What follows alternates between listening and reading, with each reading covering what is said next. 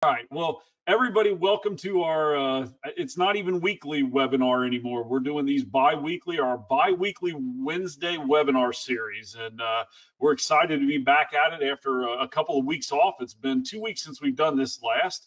And the COVID epidemic still rolls on, although I think most states are still in the process of loosening up.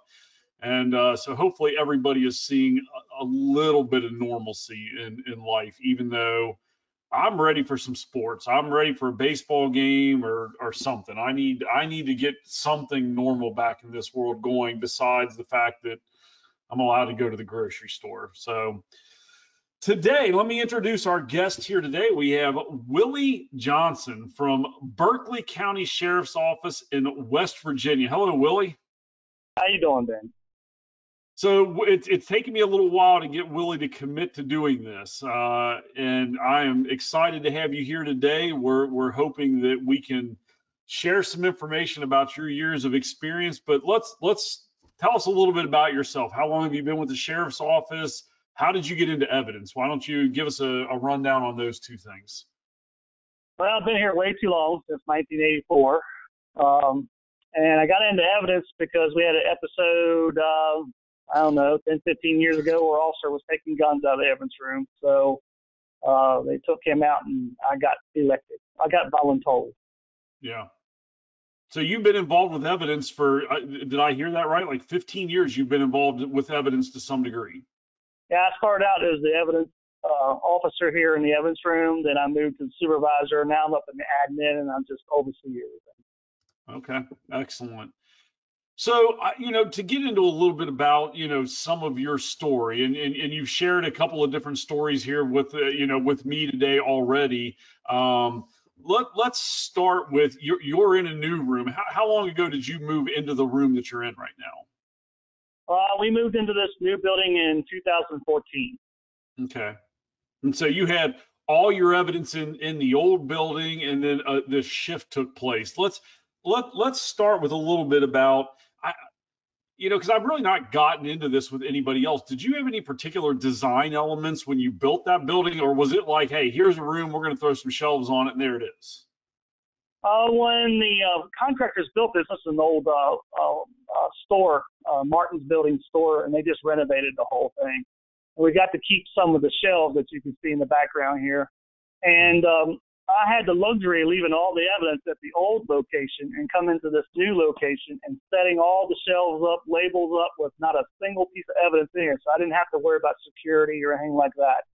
Mm. So, and Joe came up to West Virginia and helped us and gave us opinions, and we set it all up. And then when we got it all to where we wanted, then we went and got the evidence and brought it in.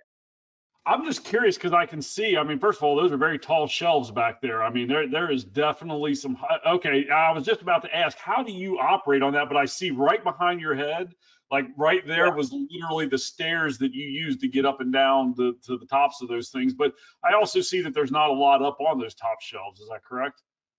There's not a lot. We keep all the stuff we're not planning on getting down, like murders and stuff like that we can't solve or that, they have to keep forever. And we put all that stuff up originally. I had a sergeant here that was half monkey because we didn't have that ladder for a year. We didn't get that till like 2015 mid-December. Oh, and he actually climbed up there, and then we just got what we could and got him up there, and we put him up that way. And then we finally got the ladder to get him down peacefully. Okay, just as a public service announcement to everybody that's listening, this is not, we do not support, I should have started that today. I've never had to do this, Willie, but I should say we don't necessarily support anything that's being said, and we're going to go along with it. That is definitely not a good practice. I'm glad hopefully nobody got hurt doing all that. Is that correct? No. Well, you got to do what you got to do. We had to get it up there, and he volunteered, so up it went. I'm waiting for some comments to come in about how that works. And listen, I'm glad to hear you got the stair system back there. That seems like that's a better way to get that done. And I also noticed like you've got a lot of space back there and available. Am I seeing that correctly? Where there seems to be a lot of open space? Is that correct? There is tons of open space, and I know people don't believe it until you come see it. Joe came up and saw it. Our old evidence room was probably the area that you're seeing that's kind of open right here, that was probably our old entire evidence room back in the 2000s. So we almost, we're 10 times the size what we used to have. Sure. Yeah. And so, I guess this would be a good time to sort of get into some of it. I've got displayed on the screen, and hopefully everybody's seeing my screen. Let me just give you a little bit of statistics about Berkeley County and sort of the amount of evidence they're dealing with, because Willie and Berkeley County, they are users of our software system. So again, I want to make a side note here real quick. I've been trying to get people to be willing to do this that are not our clients, and we did have James Nally a few weeks ago. I'm looking forward for other people that would be willing to sort of show things off and talk about their experiences. Willie's going to get into some good stories here today. We've got some good things we want to share, but I would love if anybody listening would be willing to do one of these things. We keep it, and again, Willie was, I think, Willie, would it be safe to say you were trying to avoid doing one of these? Is that correct? Did I twist your arm a little bit? Well, I mean, yeah, but I had good excuses when I got out of them, So I had class when you want to do it one Wednesday, and today I thought you canceled, so I thought, okay, I don't have to do it today. And then you say, oh, it's in an hour. Yeah. Oh, thanks. No. See, you didn't have a lot of time to think about it. We just got right into it, and you know what? It'll be done now, and I won't call you back for at least 2 more weeks to get you to do something else. Oh, 2 more weeks. Thank you. Okay, so a little bit of statistics about Berkeley County Sheriff's Office. They have entered 8,000 items into our system. 5,500 of them, a few more of them are active, and they've disposed of 2,300 items. And so that's and now up here looking at their graph, they bring in roughly 140 pieces of evidence every month. I'm saying that's a pretty good range in there. But there's also, when you look at the graph, and I talked to Willie about this a little bit earlier, you can tell that their disposition, and Willie, I don't want you to answer about this right now. I'm just showing off the facts of it. We're going to explain in a minute why that is that way. But you can tell there was only 1 month in February where their disposition was greater than their intake. Now, the good news is it doesn't look like Willie's anywhere near being out of space. And so there's not a pressing issue on his plate. But that still is ultimately something that needs to be dealt with. And we're going to come back to that in a minute. But what I want to do is go back 5 years ago. I think one of the interesting stories that you were sharing with me earlier was your transition from the old evidence room to the new. And so, one of the things you shared with me was when you went with our software system, and generally we try to import data for clients. It's if you can import data, it's always better, but you guys didn't do that. So just sort of walk us through what you did to get all of this data into the system. Well, I mean, with the luxury of not having to move evidence out of the way to start a new shelf, we didn't have any evidence in here. So we paid a sergeant who took over the evidence room 8 hours a day for almost 2 or 3 months. And every piece that you see in there, of course, it wasn't 8,000 back then. It was probably like 3,000 or something like that. Yeah. And he sat here and put each piece in and moved it over to the new location where they would be housed. And everything was verified as it was being put in. So now and I know we were talking with Joe a little bit about it, and sometimes, and I would always tell people in general, so I'm making a very general statement, it's not applicable every time, and it might not have been applicable to Berkeley County when you did it. If you are able to take all of your data from one system and bring it into another, even if it's not the cleanest stuff in the world, it's going to save you. And in your case, I think that's what's valuable here. You guys spent 2 to 3 months manually entering all that data into the system. And so, that's a significant amount of time and effort. But the good part of that is all the evidence that is entered is good, clean evidence. It forces it to be clean at that point. So, I'd love to, I'm sorry, what was the name of the guy that did all that work? You said his name earlier? Brian McGee. Yeah, Brian, it'd be interesting to talk to Brian and find out, how much alcohol he had to drink to get through 3 months of just sitting there and just entering all of that data and tagging everything and putting it on the shelves. But again, the flip side of it is it was clean evidence. So let me show off some pictures. So let's just, first of all, here's the front of the building. That's the sheriff's office you're at. Now, is your complex somewhere in that facility, or are you off-site? Well, as you can see, you can look at that, and it's actually just a huge old store, grocery store, and the evidence room is behind the American flag to the back, and in the back corner to the right there. It's a pretty good size evidence room. I would not have thought that to be an old grocery store, but now I can see how that you've got the revolving door in on the right and the exit on the left. So all right, there you go. And let me jump instead of showing the new stuff. Let me let you talk about these. So Willie, go ahead and explain what we're seeing on the screen here. I've saved that picture on my screen, and the title is Willie. Here it is. That's what I got back in the old building when we found the officer was taking guns, and I had to take over. As you can see, they're just regular shelves.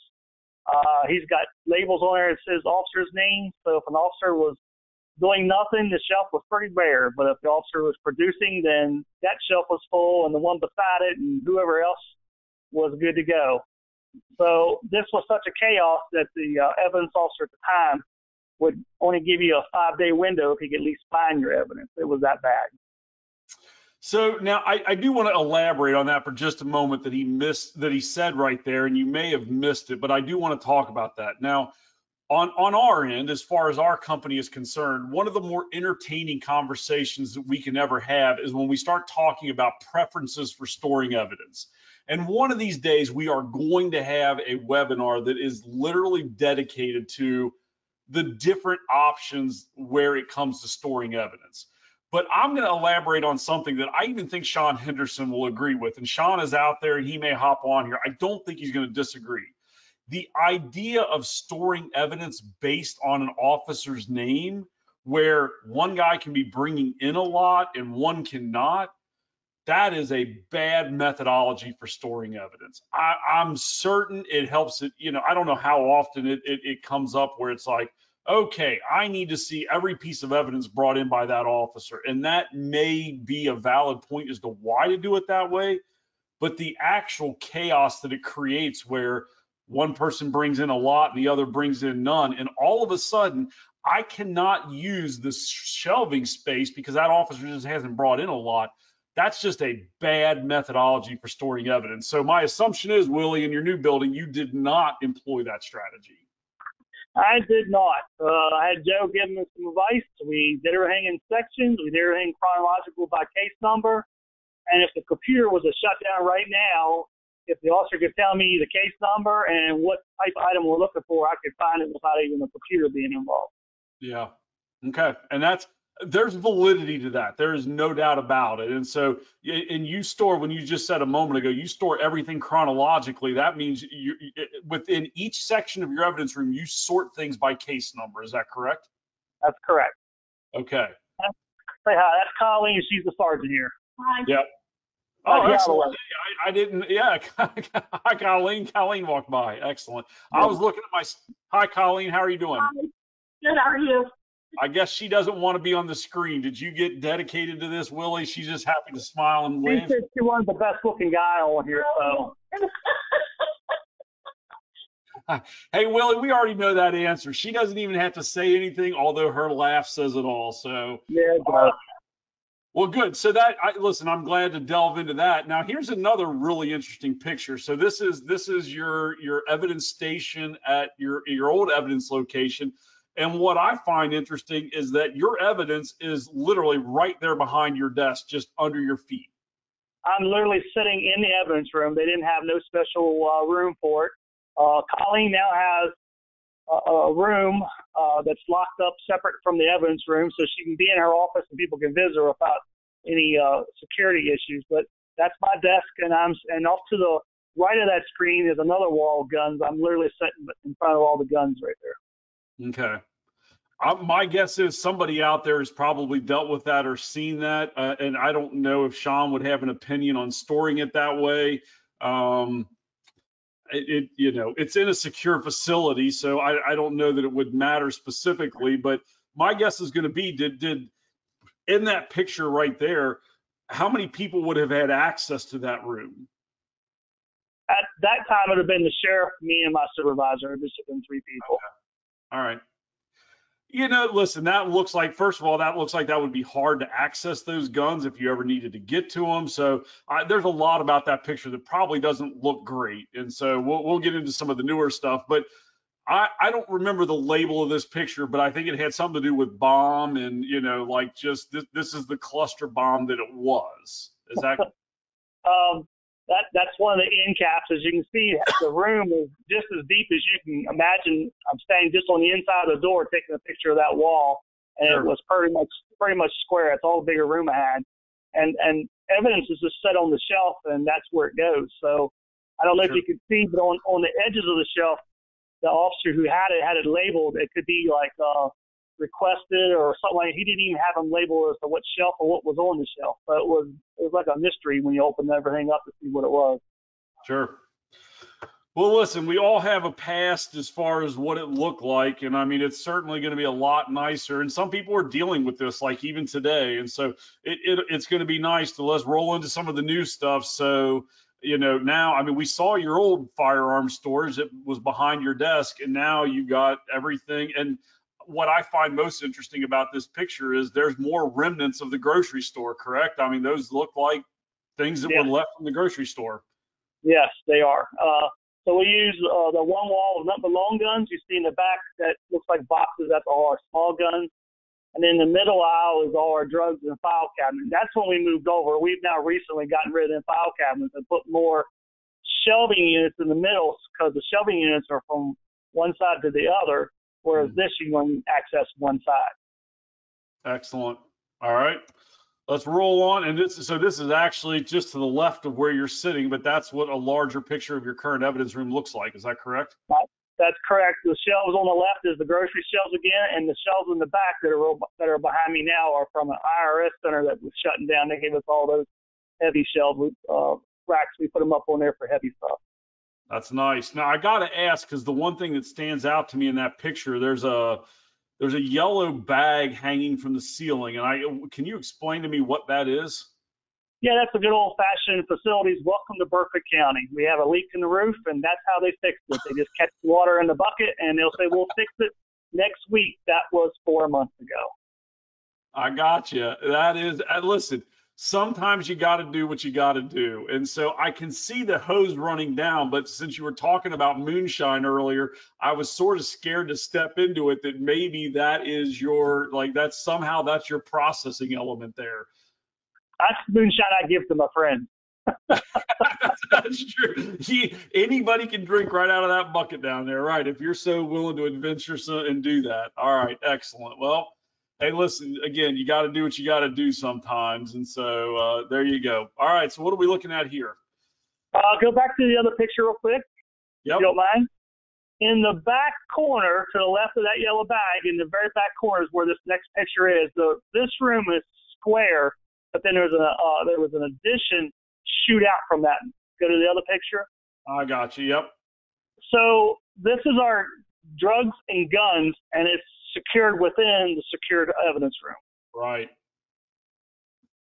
Excellent. So you can see the shelves in the middle now. I'll tell you about. We got rid of the file cabinets. There's new shelves there. We can put them on both sides now. Sure. Excellent. All right. Looks like all your temporary storage. Yep, pass-through lockers. We've never had those in all my career here. So in 2014, we got pass-through lockers.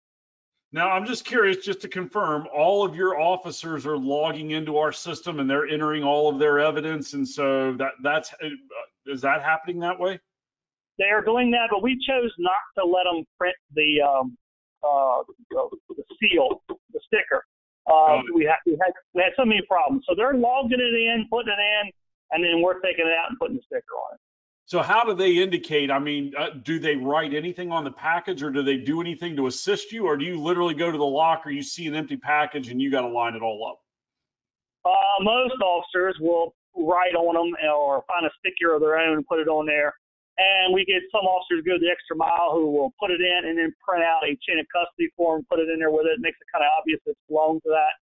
And then you get your occasional few. You have to look up the temporary lockers and see what they logged in.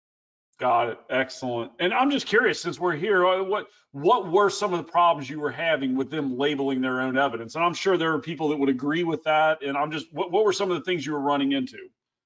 They were printing them wrong size. They were putting the wrong information in. They wasn't putting them uniform the way we wanted them in. So it was just an easier method to just take it away from them, and we'll take care of it.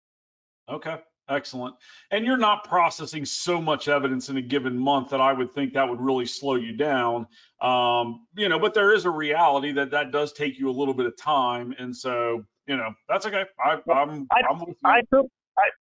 Sorry, go back one. I took that picture today for this class or seminar, and everything horizontal is empty. So as you look at that, I only see 2 or 3 lockers that are actually full of something. So we're doing pretty good keeping it cleaned out. Sure. Yeah.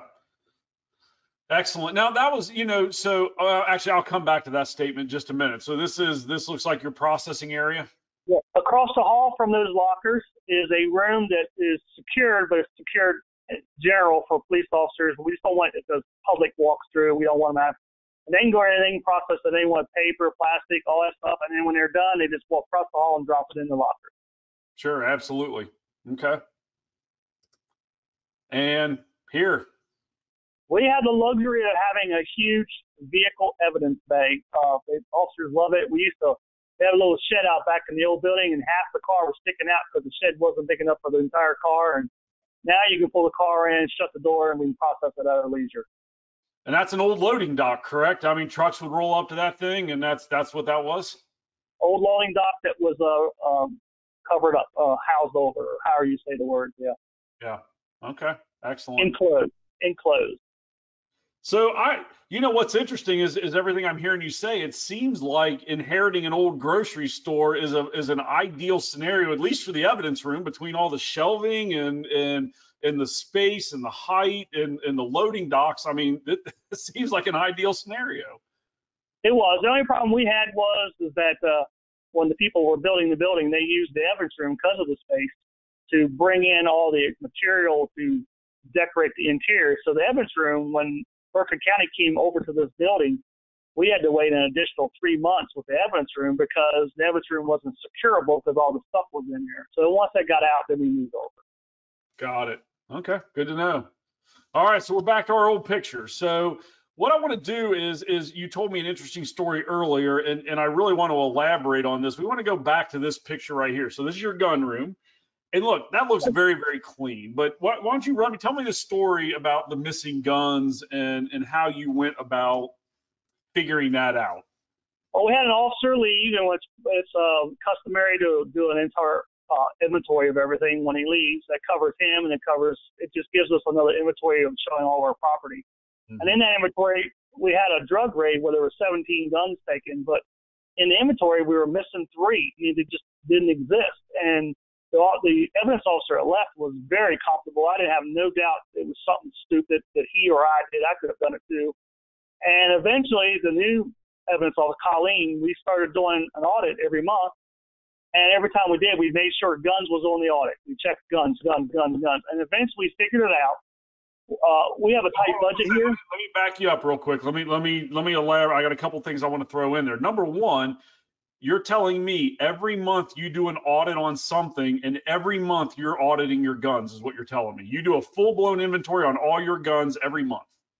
All the small guns we did because we knew we were missing 3 guns at one point in time. Okay. But yeah, guns are always done every month. Every month, guns. That seems to be the hot item in the country. It was the hot item here. We had an officer who we suspected 31 guns were taken, but we only proved 13, and he's no longer here. But so guns is hot guns. And because of the money issues that go on across the country, we don't even keep money here. As soon as Colleen gets it, she puts it in a small portable safe. 1 or 2 times it comes in, she calls me. All the money comes out and goes into a bank account. We don't even house money in here no more. Yeah, that's good. So, but one of the things I did want to elaborate on, because I want to skip it, this officer, he's the one that pointed out the guns were missing. Is that correct? When the exiting officer said, "Look, I got 3 guns missing. I know I'll put them in," and then we started looking for them from there. And so, but internal investigations got involved at that point. They did. They were getting ready to launch a full audit, and they were going to do interviews, the whole 9 yards. So we had some time. Me and Colleen was the new incoming evidence officer, and we don't have a lot of money, so those gun boxes cost money. So if the box is in good shape and we're releasing the gun, we take the gun out and we try to save that box, put a new sticker on top of the old sticker, and then use it for another gun. The officer inadvertently, now remember there's 17 guns, but 3 of them, he put it on the wrong side and didn't cover the old sticker, I call him. And so when he put it on the shelf, the old stickers were out. So as you can see here in our discrepancy report, first of all, it says 3 things we scanned were disposed. Well, this part that scared me was all 3 of those disposed guns was me releasing them to the owner. I was like, oh God, what did I do there? So, but that led us to the fact that those are the old stickers, and the 3 guns we were missing were in those boxes, but we were scanning the wrong sticker because the good sticker was pushed in, not out. Yeah. So it's a simple little thing of, do you use old boxes? If you're very meticulous about making sure you destroy the old ones, you shouldn't have a problem, but it happens. Yeah. So, I mean, listen, I've said time and time again, mistakes are going to happen. That's not even a question. And if Willie Johnson works for you, there's going to be a few extra mistakes I'm just kidding with you, Willie, but mistakes are going to be a part of a normal process. And I thought it was very interesting that when they did the discrepancy report, it just came back and it wound up being nothing, but it almost turned into a full-blown investigation. And that may have turned into, I'm guessing if they had launched the investigation, it might have involved opening every box in your evidence room. It would have been found one way or another. But doing that inventory, and especially having that inventory being a routine part of what you do, it really helps cut down on that. Now, my guess is, with using our system and doing it, you couldn't do that in your old system, right? I mean, could you or could you not do these inventories in the old system? In my old system, which was not Tracker, it was another company, I never did an audit with them. If somebody asked for a property, I better be able to find it. That was our inventory. Sure. Well, and I'm glad that all worked out. I mean, in the end, it ultimately is. I've told this story before, and it's sort of related to this. I was in Minnesota one time, and there was this evidence room tech that he believed his evidence room was perfect. And he would tell people, it is perfect. I've gone through everything. It's all there. But he didn't know about the discrepancy report feature of our software. And the day I was there, I sort of showed it to him. He couldn't believe it. He was so excited to see that. He brought in his commanding officer and said, here, I want to show you that this is perfect. And I was like, hold on, wait a minute. Are you sure you don't want to run one of these first before you bring the commanding officer? He's like, oh, no, this thing is absolutely dead on. And so he ran the report, and it came back with 3 items. And he only scanned 20, and it came back with 3 errors. And he was so embarrassed, and he started, I mean, literally, like, he almost told me goodbye, and he's like, I got to go fix this right now. And he wound up, it was just items that were misplaced. They were on a different shelf in the evidence room. And so that's not the end of the world. And my point being this, it's all good until the commanding officer comes in and you don't have an item that you're supposed to have. And it may be simple, and it was simple in your case, Willie, but IA, they don't know. And they're going to turn that place apart, figuring out what's going on. And I'm glad to hear that now you've got a process in place for every month you're rolling through these things. I would be, looking at your discrepancy reports, I'd feel much more confident that I could roll in and look for items, and there's a very high probability you're going to find them. Well, the 2 things I want to point out in your story is number one, I've been doing this for at least a decade, and I've done discrepancy points. I've done audits all the time, and I've yet to get an audit that was perfect. I don't care how good you are, there's errors. And the other thing that everybody needs to hear is, well, I don't want everybody to know I made errors. No one's perfect. But here's what's really good for the department. You do those reports, you log them in, and it shows that you are actively looking for errors and you're actively trying to correct them. That's what the big thing is for that. You know what? That's a great point. I've never even thought about saying that. I mean, it is important to do inventories, but it also does build a record that you're on top of what you're doing, and listen, there's a lot of people on here, and if you're not doing these things, that's not good, because that is a statement and you may not have time, and I understand, man, there's a problem with time, but you got to be doing these things. You need to be able to show your department that you are actively looking for problems, because if a problem ever does come up, at least Willie can say, man, we're doing everything we can. Look at all these reports. You can see items we fixed. They want to see a history of you're attempting to do this. So that's a good point, Willie. I would have never thought about saying it that way. So thanks for sharing that. Yeah. And we take advantage of your notes. You notice the notes there have been on the right. We don't just say we found the problem. We actually put the notes in there. So if somebody wants to audit the audit report, they can see what we've done. Yeah. For our people that may be on here that was using our legacy system, we did not store these reports like we do now. As a matter of fact, Willie, I'm guessing you know this, you cannot go in and delete these reports or manipulate or modify them. I mean, it's a record of actually what happened. I mean, so this would cover Willie. I mean, to say in here, you know what, there were discrepancies. I know he doesn't like to see discrepancies. Nobody does. But having a record that it existed and it forces you to correct it is good. So we don't allow you to modify these reports when they've been generated. In our legacy product, we would allow you to delete a report. And so I think most people appreciate the fact that in the new system, they want to be able to delete them and get rid of the fact that because they don't want to show off that there was an error, especially when they fixed it.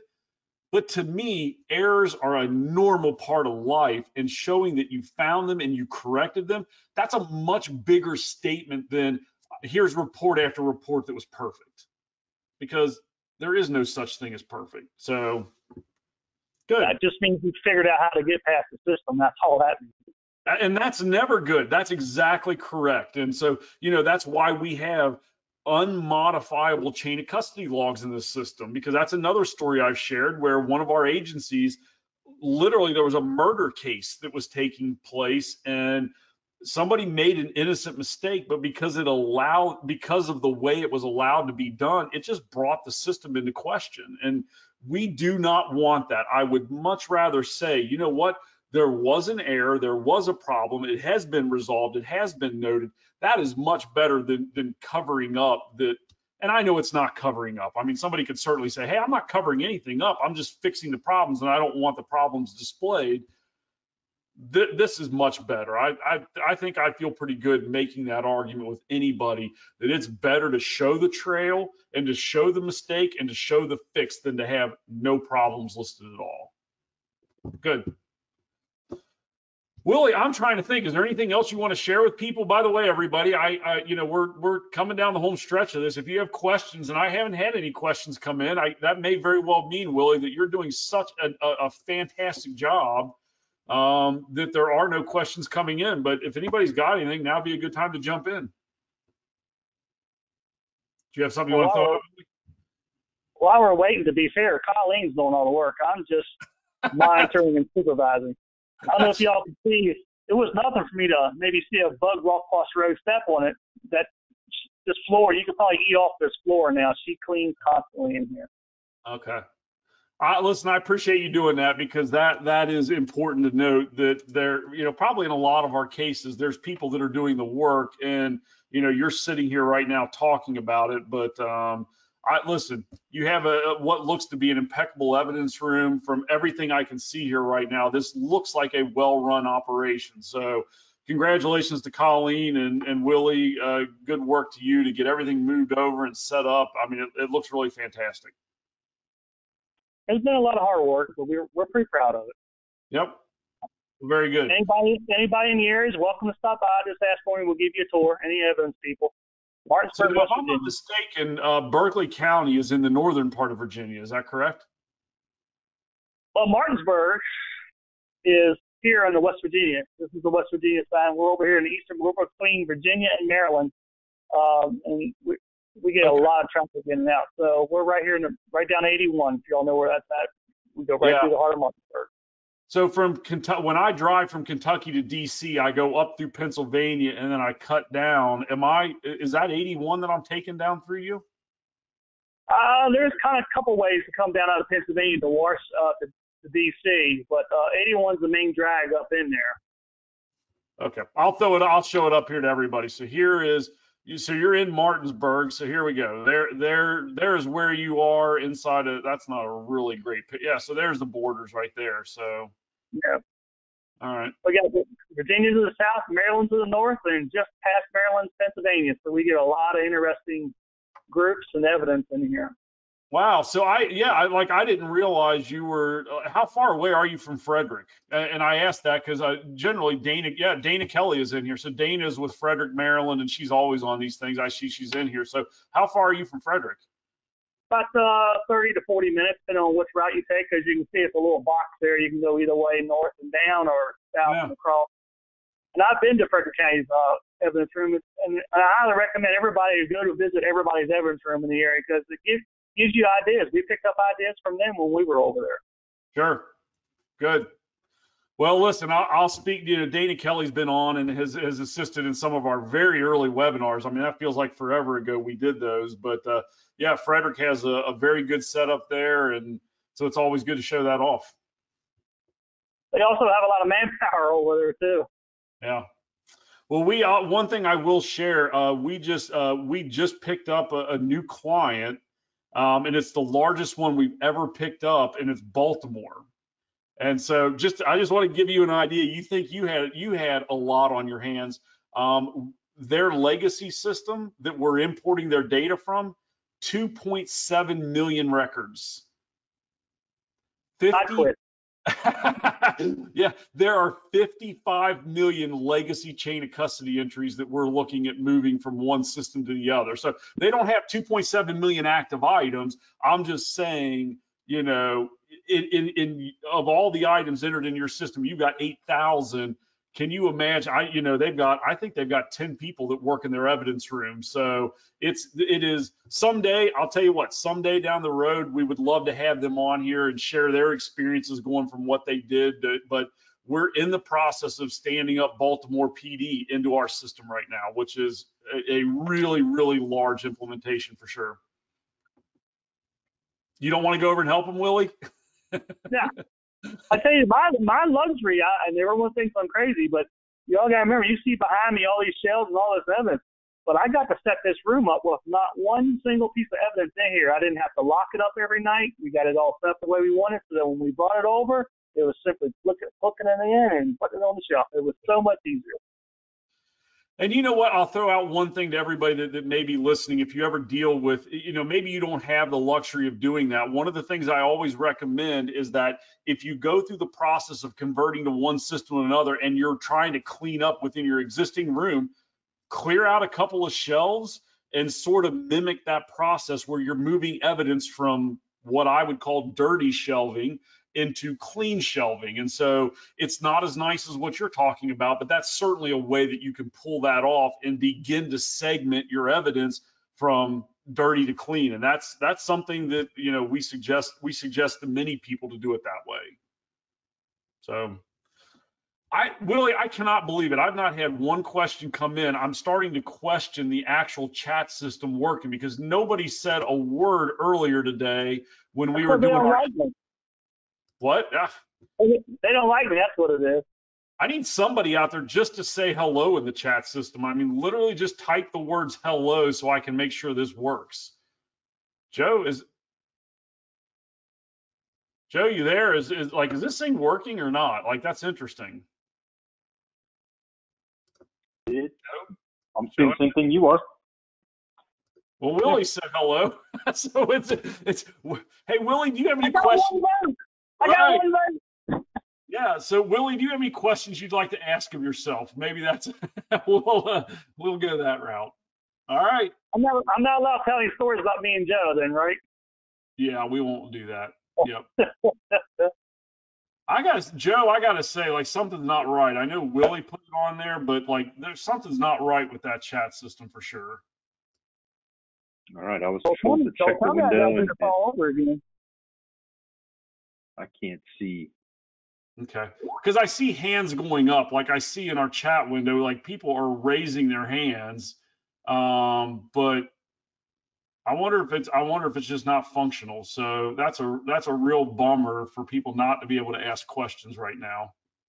Oh, you know what? Hold on, I'm in the chat window. Goodness, there they are. Joe, I see them all. Good night. Joe, you there? I'm here. Okay. Did these all just come in, or they've been? They've been yeah. there, but I don't see questions. I have 0 questions. So. All right. Or you must be in the wrong window. I was in the chat window. There is a question. There. Go to your questions, because now I see them all in here. So there are questions.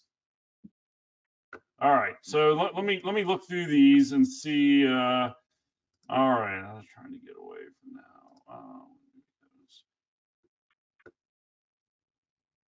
Oh, did you find him, Joe? No. Okay. All right. We got him now. So I I see a lot. I think it's permissions. Okay, well maybe that's the problem there too. I'm sorry, guys. See, this is what happens when you take a couple of weeks off, and all of a sudden we completely forget how to operate one of these things. So now you should be seeing those. Oh, wow. Yes. Yeah, there's all the questions in there. So let me let you work from the bottom up, Joe, and find a question. I'm reading one. So Sean pointed out, Sean did chime in and said that about doing the audits, that, finding those guns. His point, and I'm guessing this was in regards to having an audit that is unmodifiable. His comment is that is the hallmark of a transparent operation. So he's basically agreeing that that's why you have those, that's why you do them, that's why they're not modifiable. You do show the mistakes because you're willing to admit that they do exist and you can deal with them. So, all right. Frederick wants to let you know, Willie, they're coming up for lunch at our little Mexican restaurant. Okay. Just give me a date. Give me a little more notice than Ben did, which is more than an hour.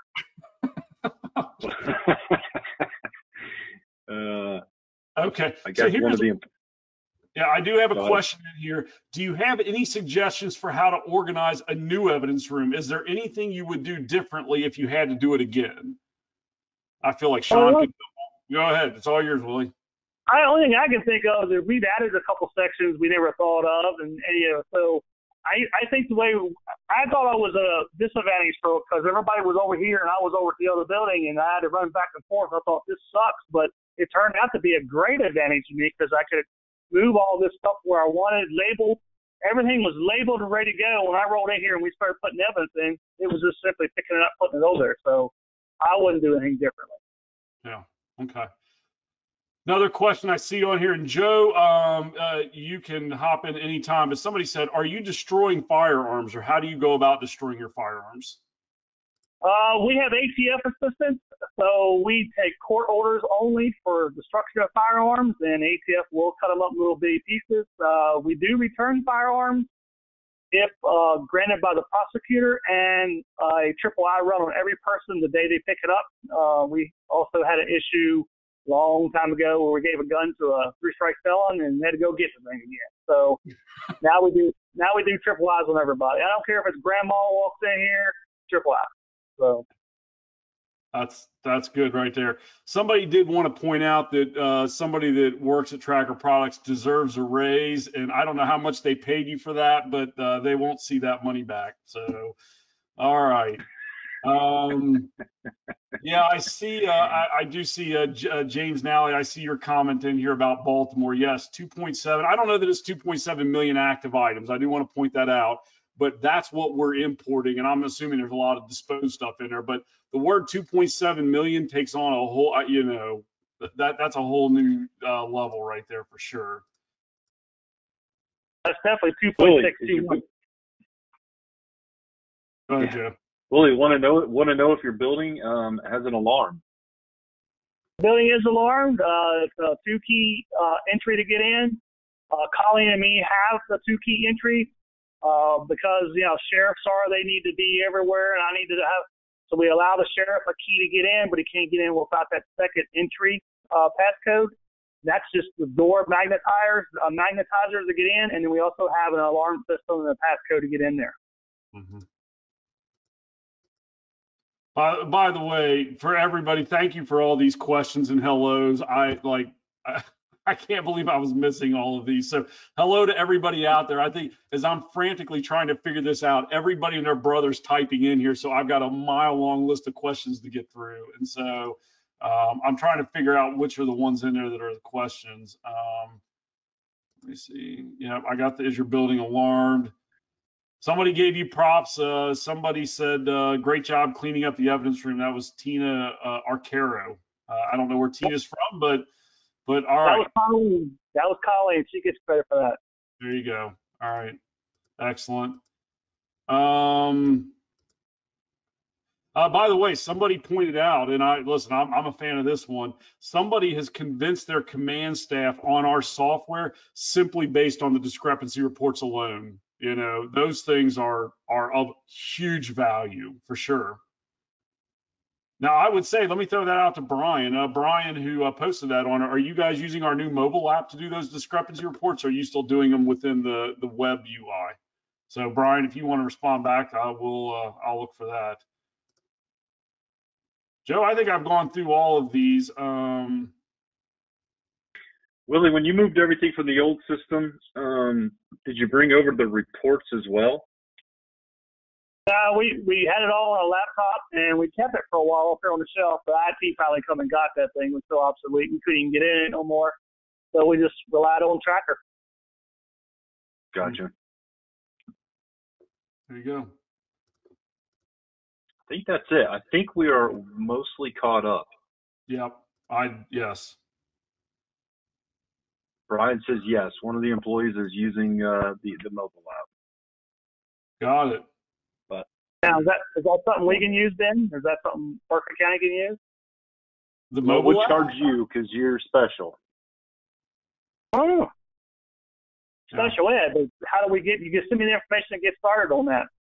Yeah, we have. So listen, for any safe clients that are out there, yeah. And in fact, some time ago, we did a webinar on the mobile app. So it's literally you download it off the iOS App Store or Android. And so right there on your phone, you can do your inventories. You know what? I'm going to put Max on the spot. Maybe. Let's do this inside the community group. And I believe most people are a member of the community group. We'll post something in there about our mobile app. Maybe we won't do it there because we don't generally post tracker specific sales related things in there. So maybe Willie, are you a member of the community group, Willie? I am. So maybe if you post the question in there, how can I use do you have a mobile app for doing this scanning? Then I can respond to it. How about that? I think Sean will let me do that because you're asking the question. I'm simply responding. Now I'm waiting for Sean to give me approval as to whether or not I can do it. But Sean, you cannot stop Willie from making a post in that group. So I think we're going to have to go with that. Nor can you stop me with a number of questions I have. That's right. You can post whatever. That's why that community group exists. And I saw somebody else put some stuff on there today. This is one of our clients, but we're trying to keep that to be a forum where anybody can post anything on there and get answers to them. So I think I just saw Max post a YouTube video for that. So we're going to send you, Willie, the YouTube video that shows you how to use the mobile app on your phone for doing those discrepancy reports you're doing. Sounds good. Excellent. I do have one question. If you had to do it all over again, is there anything that you would do differently? Moving from one building to another, the way you have things set up? I've already answered that, but again, I thought at first we were at a behind the ball and stuff, but it turned out to be a really great way of doing things. Yep. Very good. There you go. Excellent. I don't see any more questions. So everyone that came, we thank you. Willie, especially, thank you and now you're done. In a moment from now, you can drink your moonshine and realize this is all over with now. You don't have to face it anymore. But this was great today. I appreciate you showing up and send our best to Colleen. Tell her great work also. And we appreciate you sharing your evidence room with us and giving us a behind the scenes tour. Not a problem. Anybody needs anything, give me a call. I'll answer any questions. Excellent. All right. Well, have a great day, everyone, and we'll see you in a couple of weeks. Bye-bye.